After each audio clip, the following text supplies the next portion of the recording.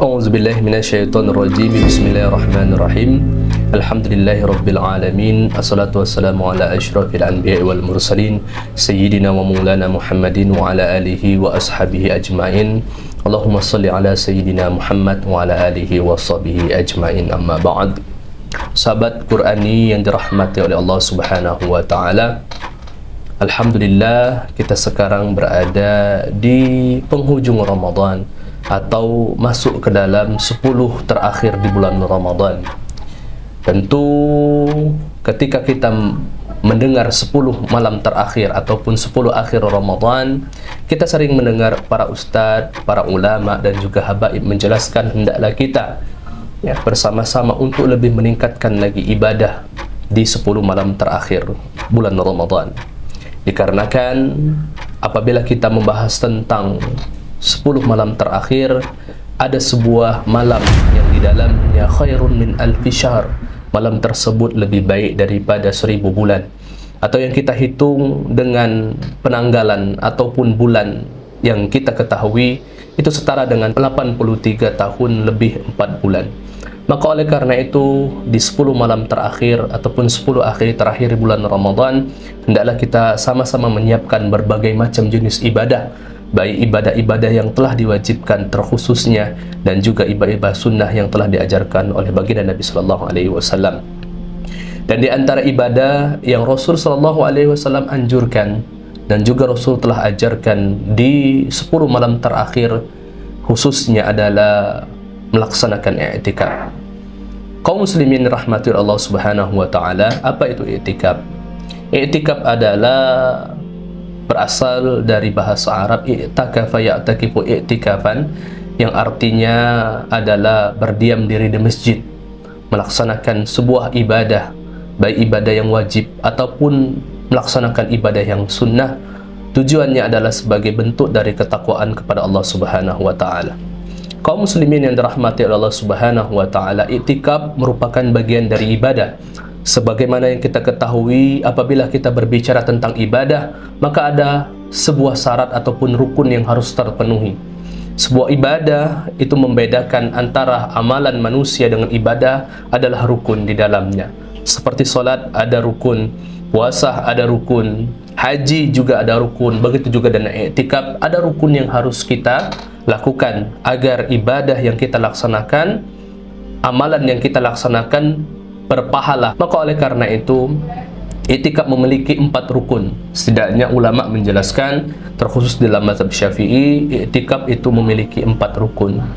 Sebuah ibadah i'tikaf akan dihitung ibadah apabila yang pertama memenuhi rukun yang pertama, yaitu hendaklah seorang berniat melaksanakan i'tikaf. Ada orang yang datang ke masjid untuk melaksanakan ibadah.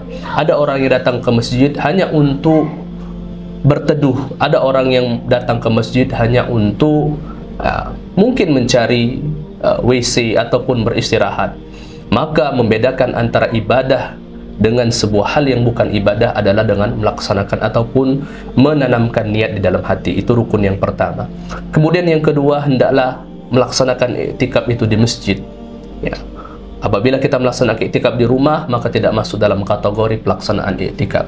Kemudian yang ketiga adalah al-lubthu ataupun berdiam diri di masjid walau lahzah, kata ulama, walaupun cuman sebentar, masuk dalam kategori i'tikaf. Kemudian yang keempat, mu'takif, ada orang yang beriktikaf.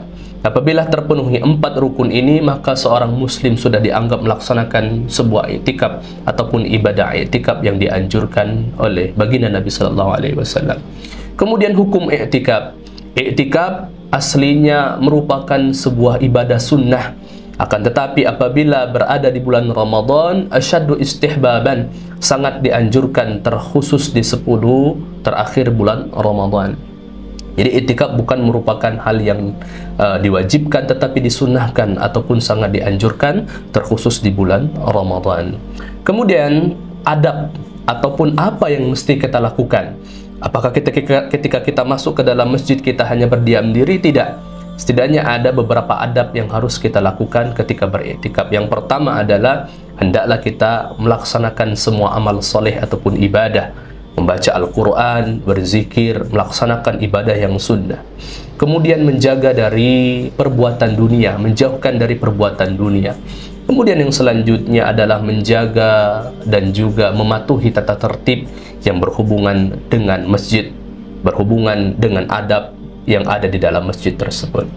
Kemudian kaum muslimin yang dirahmati oleh Allah Subhanahu wa taala, sebagaimana ibadah yang lain, iktikaf juga memiliki hal yang menyebabkan iktikaf itu batal. Pertama, apabila seorang keluar ya tanpa ada uzur syar'i ataupun hajat.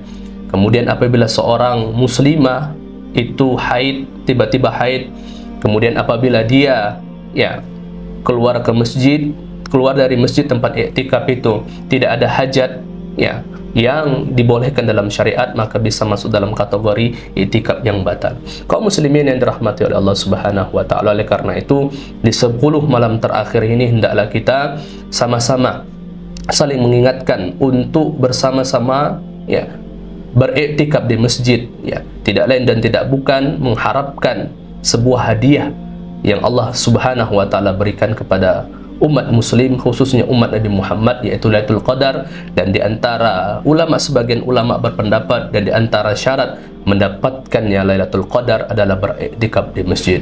Kaum muslimin yang dirahmati Allah Subhanahu wa taala, mudah-mudahan kita berdoa kepada Allah Subhanahu wa taala, kita termasuk golongan hamba-hamba Allah Subhanahu wa taala yang mendapatkan Lailatul Qadar, sehingga apa yang kita lakukan ya, pada hari tersebut, pada malam dan tempat yang mulia tersebut, menjadi sebuah ibadah yang lebih baik dari khairun min alfi syahr atau 83 tahun.